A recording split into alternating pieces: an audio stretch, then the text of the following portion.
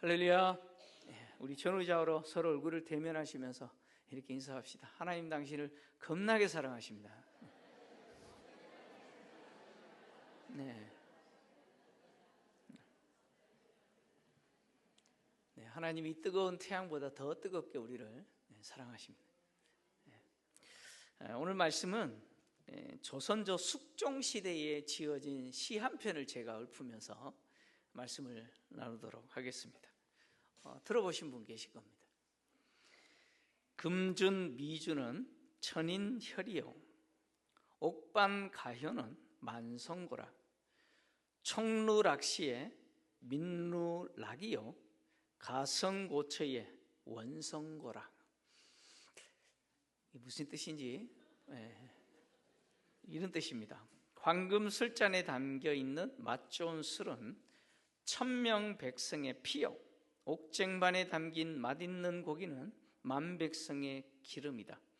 촛농이 떨어질 때 백성들의 피눈물이 떨어지고 노랫소리 높은 곳에 원망소리 더 높아진다 라는 시입니다.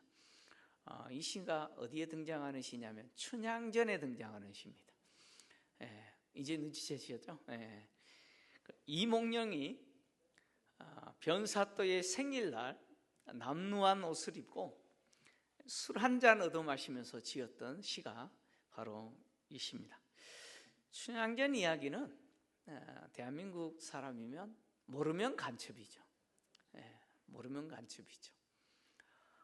이몽룡이 고시 준비하다가 너무 지루하고 힘들어서 방자를 데리고 광안리를 구경 갔다가 그네 타는 춘향이를 보고 뿅 가가지고 춘향이 엄마 월매를 설득해서 백년가약을 맡겠다는 약속으로 춘향이와 뜨겁게 사랑을 나누잖아요.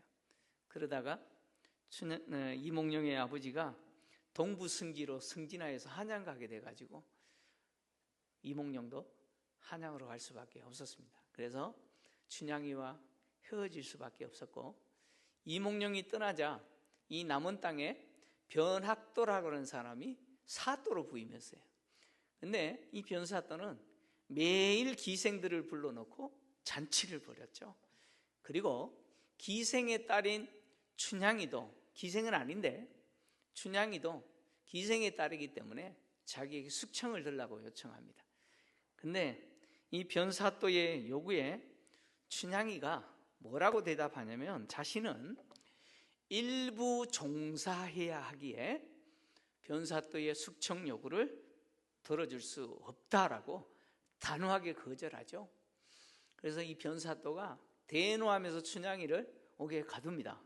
그리고 자신의 생일날 처형하려고 했죠. 그리고 마침날 생일날 잔치를 벌이고 이제 춘향이를 처형하려고 하는 그 순간에 누가 등장합니까? 짠! 하고 암행어사 출토요 하면서 이몽룡이, 과거급제한 이몽룡이 의사로 등장합니다. 그리고 변사또와 그 일당, 그 무리들을 포박하고 자신을 알아보지 못하는 춘향이에게 자신에게 수청 들라라고 요청하잖아요. 그랬더니 춘향이가 동일하게 거부합니다. 일부 종사해야 하기에 나는 숙청을 들 수 없습니다. 그랬더니 이몽룡이 자신을 짠하게 드러내고 다시 춘향이와 재회해서 알콩달콩 그냥 행복하게 잘 살았다라는 내용이 이 춘향전 이야기예요. 춘향이가 변사또의 숙청 요구를 거부하면서 그렇게 변사또를 숙청을 거부하면서 이몽룡을 향한 일편단심의 마음을 표현했던 표현이 일부 종사의 정신이죠. 일부 종사는 무슨 말입니까? 한 남편을 사랑하고 관계 맺고 살겠다라는 마음입니다. 그런데 이 춘향전의 이 극적인 반전의 이야기가 재림하시는 예수 그리스도와 교회와의 관계를 설명하는 것 같아요. 그래서 어떤 사람은 이 춘향전이 기독교 정신에서 쓴소설이다라고 주장하는 사람까지도 있습니다. 죽을 위기에 처한 춘향이 앞에서 이몽룡이 암행어사 출도요 하면서 짠하게 나타나서 구원하는 모습은 땅에서 고난받고 박해를 당하고 심지어 죽을 위기에 처한 성도들을 구원하시기 위해서 갑자기 짠하고 나타나시는, 재림하시는 예수 그리스도의 그 모습을 생각나게 하잖아요. 생각나게 합니다. 오늘 우리가 다루게 될 내용은 계시록 19장의 이야기인데, 계시록 19장의 이야기가 예수님의 재림 이야기입니다. 우리에게 있어서는 바로 역전의 순간이죠. 반전의 드라마가 우리 인생에 펼쳐지는 그 내용이 계시록 19장의 내용입니다. 그래서 어린 양의 혼인잔치의 이야기가 기록되어 있고, 주님이 재림하시는 모습이 기록되어 있고, 그리고 바벨론을 심판하신 그 심판에 대해서 찬양하는 내용이 기록되어져 있습니다. 계시록 19장 1절에서 8절까지의 내용은 바벨론의 심판을 기뻐하고 하나님을 찬양하는 세 그룹의 찬양에 대한 이야기입니다. 계시록 18장에서 바벨론이 멸망당하는 것에 대해서 애통해하면서 애가를 불렀던 세 그룹이 있죠. 땅의 왕들, 땅의 상인들, 바다와 관계된 자들. 이들과 대조되게 오늘 바벨론의 멸망에 대해서 기뻐하면서 하나님을 찬양하는 내용 세 그룹이 오늘 8절까지 기록되어 있는데, 그 세 그룹의 찬양은 첫 번째는 하늘에 있는 허다한 무리, 허다한 큰 무리의 찬양, 이게 첫 번째 찬양이고, 두 번째는 24장로와 네 생물의 찬양이고, 세 번째는 보좌에서 나는 큰 음성이 성도들을 향해서 찬양하라 라고 요청하는 내용이 세 번째 내용입니다. 이 세 그룹이 하나님을 찬양하는 이 모습은 계시록 18장 20절에 바벨론의 심판에 대해서 하늘과 성도와 사도와 선지자를 향하여서 즐거워해라 라고 하는 요청에 대한 결과죠. 바벨론의 심판에 대해서 즐거워하라는 요청에 대해서 그 결과로 이 세 그룹이 즐거워하면서 하나님을 찬양합니다. 계시록 19장의 내용은 그런 의미에서 계시록 18장의 내용과 이어지죠. 관계됩니다. 계시록 18장의 내용이 뭡니까? 바벨론의 심판에 대한 이야기죠. 그래서 계시록 19장은 이 일 후에 내가 들으니 라고 시작하는 거예요. 이 일이 무슨 일이에요? 바로 계시록 18장의 이야기, 바벨론의 심판의 이야기입니다. 그리고 내가 들으니 라고 하는 이 표현은요, 청각적 환상을 이야기합니다. 내가 보니 라는 표현이 시각적 환상이잖아요. 눈으로 보는 환상이에요. 근데 내가 들으니 라는 이 표현은 청각, 귀로 듣는 환상입니다. 요한은 청각적 환상으로 어떤 소리를 듣느냐? 먼저 하늘의 허다한 큰 무리의 음성을 듣습니다. 그 음성이 할렐루야라고 선포하면서 구원과 영광과 능력이 우리 하나님께 있도다. 하나님의 심판은 참되고 의롭다. 음행으로 땅을 더럽게 한 큰 음녀를 심판하사 그 종들의 피를 그 음녀의 손에서 갚아주셨다라고 선포하는 이 소리를 듣습니다. 이 하늘의 허다한 큰 무리는 누굴까요? 이 무리는 계시록 7장 9절에서 10절에 등장하는 아무도 헤아릴 수 없는 구원받은 성도들과 같은 대상이죠. 아무도 헤아릴 수 없는 구원받은 성도들의 그 수, 바로 그들이죠. 그러니까 아담 때부터 주님이 다시 오시는 그때까지 예수 그리스도를 통해서 구원받은 성도들 전부를 이야기하는 거죠. 구원받은 모든 성도들이 하나님을 찬양하는 겁니다. 어떻게 찬양합니까? 할렐루야라고 찬양합니다. 왜요? 하나님이 그들에게 구원을 베풀어 주셨기 때문에, 하나님이 구원을 베풀어 주셨기 때문에 하나님을 찬양합니다. 이 세 그룹의 찬양 중에 공통된 표현이 등장하는데, 그 표현이 할렐루야라는 표현입니다. 이 할렐루야라고 하는 표현은 히브리어로 찬양하라라는 뜻을 가진 할렐이라는 단어와 하나님의 이름인 야훼의 축약인 야라는 단어의 합성어죠. 그래서 할렐루야 하면은 무슨 뜻입니까? 하나님을 찬양하라라는 뜻입니다. 이 하나님을 찬양하라라는 뜻의 할렐루야 히브리어를 헬라어로 음력하여서 오늘 본문에 기록된 거죠.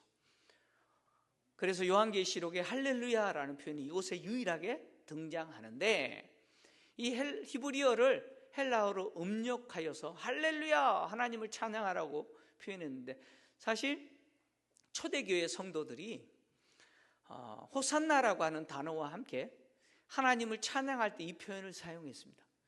글씨를 모르는 성도들조차도 하나님을 찬양하라는 의미로 할렐루야라고 하면서 하나님을 찬양했죠.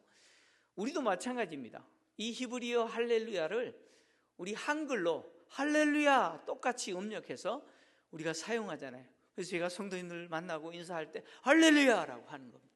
하나님을 찬양하라라고 이렇게 외치는 거죠. 왜 하나님을 이렇게 찬양해야 합니까? 그 이유가 무엇입니까? 구원받은 모든 성도들이 할렐루야라고 외치면서 하나님을 찬양하라라고 외치면서 왜 찬양해야 합니까? 바로 바벨론을 심판하셨기 때문이고, 바벨론의 심판의 결과 성도들에게는 무엇이 주어졌습니까? 구원이 주어진 거예요. 하나님이 바벨론을 심판하신 것은 뒤집어서 성도들에게는 결과적으로 구원을 얻게 하신 것이죠. 그래서 하나님을 찬양하라라고 외치면서 구원과 영광과 능력이 우리 하나님께 있다라고 외칩니다.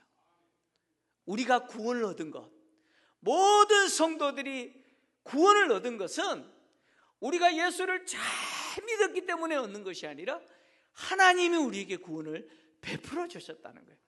구원이라고 하는 것은 내가 무엇인가 잘했기 때문에 얻은 것이 아니라, 내 행위에 의한 구원이 아니라 하나님이 나를 구원하셨기 때문에 구원을 얻은 것이죠. 그래서 구원이 누구에게 있어요? 하나님께 있다는 거예요. 구원이 하나님께 있다라고 하는 말의 의미는, 하나님이 바벨론을 심판해버리심으로 인해서 성도들이 바벨론의 위험으로부터 완전히 벗어난 상태, 더 이상 위험이 없는 상태가 되었다, 그런 이야기예요. 성도들에게는 더 이상 위험이 없는 상태가 된 것이 구원이에요. 이것을 누가 행하셨어요? 하나님이 행하셨다는 거예요. 그리고 또 이 구원이 하나님께 있다라고 하는 것은 하나님이 진행하신 인류의 역사 속에서 처음부터, 창세전부터 갖고 계셨던 그 구원의 계획, 구속의 역사죠. 그것을 마침내 성취하셨다, 완전하게 이루셨다라는 의미도 있는 것입니다. 하나님이 구원을 완전히 이루신 거예요. 그리고 여기 영광과 능력이 하나님께 있다라고 하는 의미는 뭐냐면, 하나님이 당신의 능력으로 인류의 역사를 진행하셨고, 그 진행하신 인류 역사 속에서 처음부터 갖고 계셨던 당신의 백성에 대한 구원 계획을 이루신 거예요. 그래서 시대마다 하나님이 당신의 백성들을 찾아내시고 구원하셨다는 거예요. 그리고 그 구원하시는 그 행위를 통해서 그 구원을 이루심으로 뭘 받으시느냐? 영광을 받으셨다는 거예요. 그래서 인류 역사를 진행하시고 당신의 백성들을 구원하시는 그 능력이 하나님께 있고, 그것을 이루심으로 받으시는 영광도 누구에게 있어요? 하나님께 있다라고 하는 것이죠. 여러분, 인류의 역사가 언뜻 그냥 겉보기에는 사람의 손에 의해서 진행되는 것처럼 보여요. 며칠 전입니까? 어제입니까? 알래스카에서 트시와 푸시가 만나가지고 회담했죠. 도대체 무슨 이야기 하시나. 트시와 푸시가 만나가지고 지금 세상의 주인처럼 행동하는 두 사람이죠. 회담했는데 별게 없어요. 뭔가 대단한 거 나올 것처럼 생각했는데 아무것도 없어요. 여러분, 인류 역사가 사람의 손에 의해서 좌지우지 되는 것처럼 보여도 아니라는 거예요. 인류의 역사를 누가 진행하십니까? 하나님의 능력이 인류 역사를 이끌어가시는 거예요. 그리고 그 역사 속에서 당신의 백성들을 반드시 찾아내시고 구원을 이루심으로 하나님은 뭘 받으세요? 영광을 받으십니다. 영광을 받으세요. 그리고 그 구원의 최종적인 성취, 완전하게 이루심은 바벨론을 심판하신 것이죠.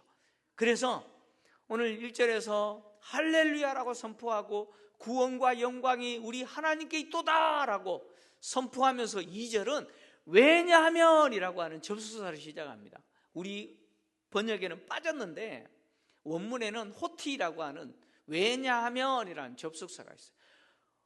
왜 하나님을 찬양해야 됩니까? 왜 구원과 영광과 능력이 하나님께 있다라고 외쳐야 됩니까? 그 이유가 하나님의 심판은 참되고 의로우시고, 그리고 음행으로 땅을 더럽힌 큰 음녀를 심판하심으로 당신의 종들의 피를 그 음녀의 손에서 갚아주셨기 때문이다 라고 선포하는 거예요. 바벨론을 심판하시고 하나님의 종들의 그 피를 갚아주신 하나님의 그 행위 때문에 할렐루야라고 하나님을 찬양하라는 것이죠.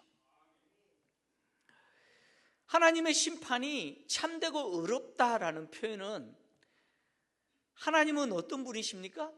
하나님은 도덕적으로 참되시고 법적으로 의로우신 분이라는 거예요. 다시 말하면 음녀 바벨론을 심판하신 하나님의 행위는 도덕적으로 참되시고 법적으로 의롭다라는 것을 증명하셨다는 거예요. 바벨론이 하나님의 심판을 받게 된 것은 하나님이 변덕이 줄것듯이 하시는 분이기 때문이 아니라는 거예요. 원인은 하나님에게 있는 것이 아니라 바벨론에게 있다는 거예요. 다시 말하면 바벨론이 하나님에게 심판을 자청했다는 거예요. 하나님이 바벨론을 심판할 수밖에 없었다는 거예요. 음녀 바벨론이 하나님께 심판을 자청한 것이 무엇입니까? 그 행위가 무엇입니까? 음행이죠. 음행이죠. 바벨론의 음행은 하나님을 대적하고 황제를 숭배하고 우상 숭배를 한 것입니다.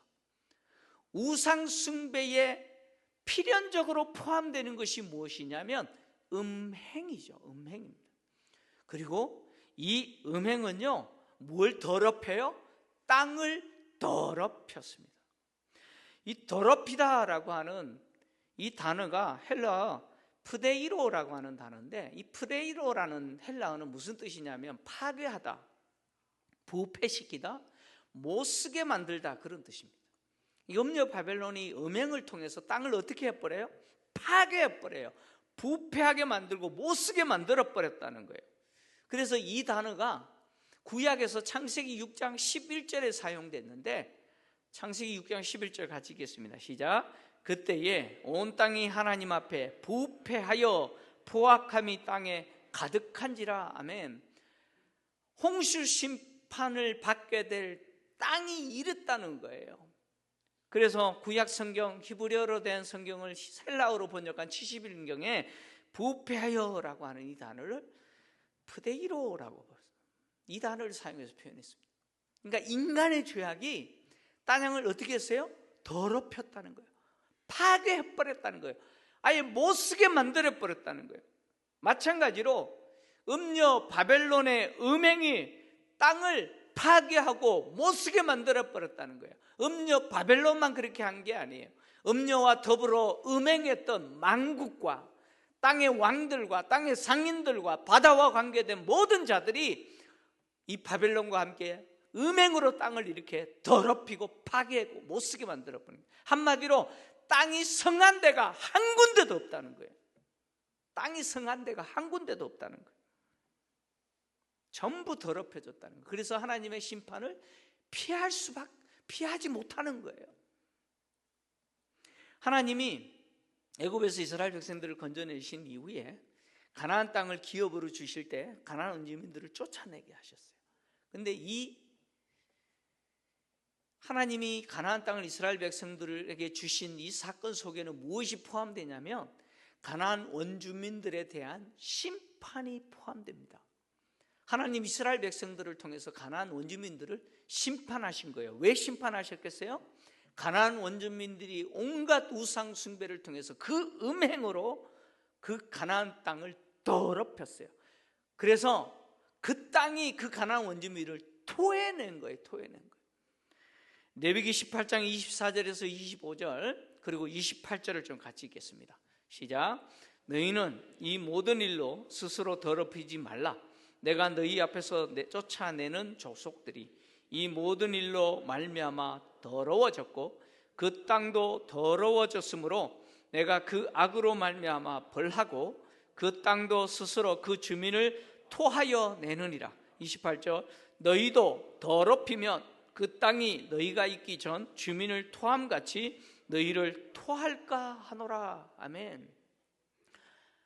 하나님은 가나안 원주민들이 온갖 종류의 우상 숭배와 성적인 범죄를 통해서 타락을 통해서 그 땅을 완전히 파괴시켜 버린 것에 대해서 심판하시고 그 땅이 그들을 토해내게 하시는 거예요.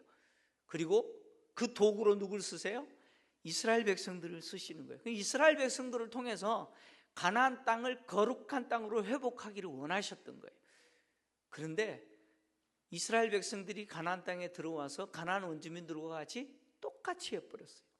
하나님이 경고하신 것처럼 결국 하나님이 이스라엘 백성들을 심판하시고 그 땅이 가나안 원주민들을 토해냈던 것처럼 이스라엘 백성들을 토해낼 수밖에 없었던 것이죠.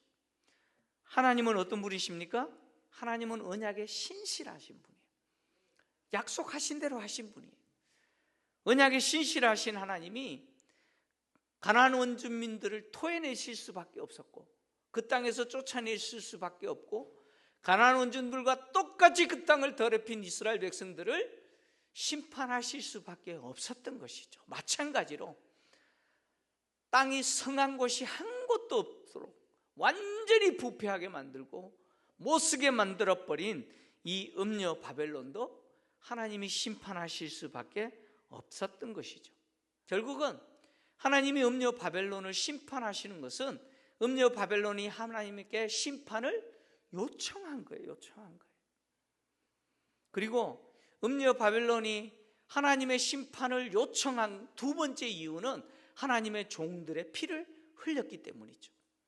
하나님은 당신의 종들의 피를 갚아주시는 분이에요. 요한계시록 17장 6절을 보면 요한이 이 음녀가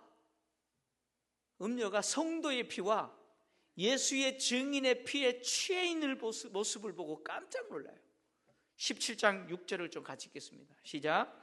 또 내가 보매 이 여자가 성도들의 피와 예수의 증인들의 피에 취한지라. 내가 그 여자를 보고 놀랍게 여기고 크게 놀랍게 여기니. 아멘. 이 음녀 바벨론이 성도와 예수의 증인들을 핍박하고 심지어 죽이기까지 하면서 그 피에 취해 있었어요. 하나님은 하나님의 종들의 피에 취해 있는 이 음녀를 심판하시고 그 피값을 갚아주시는 거예요. 피를 갚아주시는 거예요. 그래서 계시록 6장 9절에서 10절을 보면 다섯 번째 인을 떼는 심판 내용 속에서 순교당한 성도들의 영혼이 하나님의 제단 안에서 땅에 있는 자들에게 하나님께서 갚으셔서 우리 피를 갚아달라고, 원수를 갚아달라고 호소하는 내용이 등장하지 않습니까? 땅에 있는 자들을 심판해달라고 호소하는 이 호소에 하나님이 드디어 응답하신 거예요. 그래서 성도들의 피를 갚아주셔서 음녀 바벨론을 심판하신 거예요. 음녀 바벨론은 스스로 하나님의 심판을 자청한 것이고 요청한 것이죠. 그래서 음녀 바벨론을 심판하신 하나님은 참되시고 의로우신 분이죠. 이 심판을 통해서 당신의 참되심과 의로우심을 드러내신 것이죠. 하나님이 당신의 종들의 피를 갚아주신다라고 하는 이것은 구약에서부터 주신 약속입니다. 하나님은 모세를 통해서 이 약속을 주셨는데 신명기 32장 43절을 좀 같이 읽겠습니다. 같이 읽겠습니다. 시작. 너희 민족들아 주의 백성들과 즐거워하라. 주께서 그 종들의 피를 갚으사 그 대적들에게 복수하시고 자기 땅과 자기 백성을 위하여 속죄하시리로다. 아멘. 하나님이 모세를 통해서 주신 이 약속대로 당신의 종들의 피를 갚아주시는 분이시죠. 그리고 시편 79편 10절에 시인은 하나님께 하나님의 종들의 피를 갚아달라고 호소하죠. 이방 나라들이 어찌하여 그들의 하나님이 어디 있느냐 말하나이까. 주의 종들이 피 흘림에 대한 복수를 우리 목전에서 이방 나라에게 보여주소서라고 호소합니다. 이 호소대로, 이 약속대로 하나님이 당신의 종들의 피를 갚아주시죠. 그래서 바벨론을 심판하시는 것이죠. 구약에서 약속하셨던 이 약속이 마침내 성취가 된 것입니다. 그리고 이 음녀에 대한 하나님의 심판은 영원한 심판입니다. 영원한 심판. 그래서 이 구원받은 성도들이 할렐루야라고 찬양했을 뿐만 아니라 두 번째 할렐루야라고 외칠 때 그 연기가 세세토록 올라간다라고 이 3절은 기록하고 있죠. 그 연기가 세세토록 올라갔다. 그 연기가 어떤 연기일까요? 이 연기는 바벨론의 심판의 연기고 또 더하여서 바벨론과 더불어 음행하고 하나님의 백성들을 미워하고 핍박하면서 용과 짐승을 경배하고 짐승의 표를 받은 자들이 당하는 영원한 심판의 고통의 연기죠. 계시록 14장 10절에서 11절 같이 읽겠습니다. 시작. 그도 하나님의 진노의 포도주를 마시리니 그 진노의 잔에 섞인 것이 없이 부은 포도주라. 거룩한 천사들 앞과 어린 양 앞에서 불과 유황으로 고난을 받으리니 그 고난의 연기가 세세토록 올라가리로다. 짐승과 그의 우상에게 경배하고 그의 이름표를 받는 자는 누구든지 밤낮 쉼을 얻지 못하리라 하더라. 아멘. 바로 이 연기죠. 바벨론이 불타는 그 연기가 하늘로 영원히 올라갑니다. 바벨론과 더불어 음행하면서 짐승과 우상을 숭배하면서 하나님을 대적하고 성도들을 박해했던 짐승의 이름에 표를 받았던 자들이 당하는 영원한 고통의 연기죠. 이 연기가 세세토록 올라가는 반면에 성도들에게는 영원히 왕노릇하는 복이 주어질 겁니다.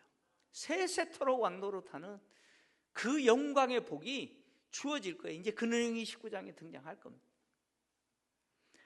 바벨론에 대한 영원한 심판, 그리고 성도에 대한 영원한 구원이 분명하기 때문에 성도는 그리스도의 신부로 일부 종사의 정신으로 살아야 되는 거예요. 그래서 어린 양과 혼인잔치 이야기가 이제 뒤등장하는 거예요. 그리스도의 신부들로 저와 여러분이 준비되는 것이죠.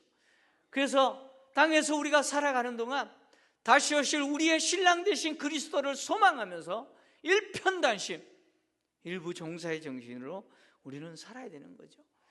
여러분, 세상도 사랑하고 하나님도 사랑하면서 살 수 없는 거예요. 여러분, 이몽룡이도 사랑하고 변학도도 사랑하면서 못 사는 거예요. 그렇잖아요? 제가 부교육자 시절에 그 선교 지도 목사로 교회를 섬기고 있을 때 러시아에 속한 사할린을 다녀온 적이 있습니다.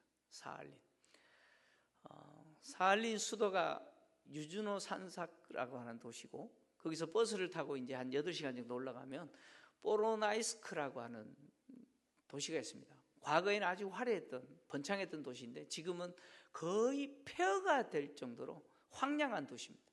근데 그곳에 안양에 있는 모 교회가 파송한 여선교사님이 호련단신으로 선교하고 계시는데, 그분이 전라도 분이에요. 전라도 분인데 러시아도 모르는데 한마디로 무대뽀로 선교하시는 분이에요. 진짜 무대뽀로 선교하시는데 얼마나 열정적으로 선교하시는지 교회를 5군데 개척한 거예요. 그렇게 교회를 개척하시고 협력하는 교회인 제가 섬겼던 교회에 그 5군데 교회에 성찬식도 하고 또 세례식도 해야 되니까 당시 우리 교단에 여선교사가 그걸 집례를 못 하거든요. 그래서 좀 목사님 한 분 보내주세요 해가지고 저보고 선교 담당이니까 갔다 오라 그래서 다녀왔습니다. 근데요, 제가 가보니까 와, 아프리카 오지도 이런 오지가 없을 정도로 진짜 황량해요. 근데 그곳에서 진짜 참 무대뽀로 선교하고 계시는데, 여러분 사할리는 아시다시피 일제강점기 때 경상도 지역에 있는 사람들이 강제로 많이 이주시켰던 그곳입니다. 그래서 강제로 이주당한 그 사람들, 또 그리고 러시아 또 사람들을 이렇게 섬기고 복음을 외치면서 그렇게 선교를 하시는데, 제가 가서요 그 선교사님께 물었어요. 어떻게 러시아도 모르는데 여기까지 오셨어요? 라고 물었더니 그 여선교사님이 하시는 말씀이, 하나님이 나를 겁나게 사랑하셔가지고 여기까지 왔대요. 하나님 나를 어떻게 사랑하셨다고요? 겁나게 사랑. 제가 표현이 안 돼요. 그 억양, 이거 표현을 제대로 해야 되는데, 하나님이 겁나게 나를 사랑하셔가지고 왔대요. 제가 그 선교사님 보면서 너무 부끄러웠어요. 왜냐하면 저도 하나님을 억수로 사랑했거든요. 하나님을 억수로 사랑하는 저보다 더 겁나게 사랑하는 선교사님이 계셔가지고 제가 참 부끄러웠습니다. 진짜 부끄러웠어요. 그 선교사님은요, 하나님이 얼마나 자기를 사랑하는지 아세요? 주님이 자기를 위해서 십자가에서 어떻게 고통을 당하시고 죽으시고 자기에게 베풀어진 그 사랑이 얼마나 놀라운지 아시기 때문에 러시아도 모르는 그분이 그냥 무대뽀로 부딪혀가면서 그렇게 선교하신 거예요. 하나님 그 선교사를 통해서 일하고 계시는 거죠. 하나님의 사랑을 아는 사람은 절대로 하나님도 사랑하고 세상도 사랑할 수 없는 것이죠. 없는 거예요. 정말 하나님의 사랑이 내 가슴에 절절하게 느껴지는 사람은 나도 그렇게 하나님을 사랑할 수밖에 없는 것이죠. 하나님을 사랑하는 성도는 그 십자가에서 주님이 흘리신 그 보혈의 가치가 얼마나 놀랍고, 그리고 그것을 통해서 우리에게 베풀으신 이 구원의 은혜가 얼마나 위대한 줄 아는 거죠. 그 사랑을 아는 거예요. 그래서 미약하나마 나의 작은 행동을 통해서 그 사랑에 대해서 반응하는 거예요. 반응하는 거예요. 저는 우리 김포제일교회 성도들이 하나님의 이 사랑을 알았으면 좋겠어요. 할렐루야! 구원과 영광과 능력이 여호와께 있다. 우리 하나님께 있다. 왜냐하면 하나님이 바벨론을 심판하시고 나를 구원하셨고 내 이 땅에서의 삶을 갚아주셨기 때문이라고 찬양하는 성도들이 되었으면 좋겠습니다. 매일매일 주님이 나를 위해서 흘리신 그 십자가의 보혈을 의지하면서 세상에서 화려하게 살지 못하고 남들 부끄러워할 만큼 자랑스럽게 그렇게 드러내면서 과시하면서 살지 못해도 내게 주신 거 그거 감사하고 만족하면서 그 환경 속에서 하나님께 감사하고 내게 베풀으신 그 구원에 대해서 오늘도 할렐루야라고 찬양하면서 자신을 하나님께 드리는 그 성도로 우리 성도님들이 사시기를 주의 이름으로 축원합니다.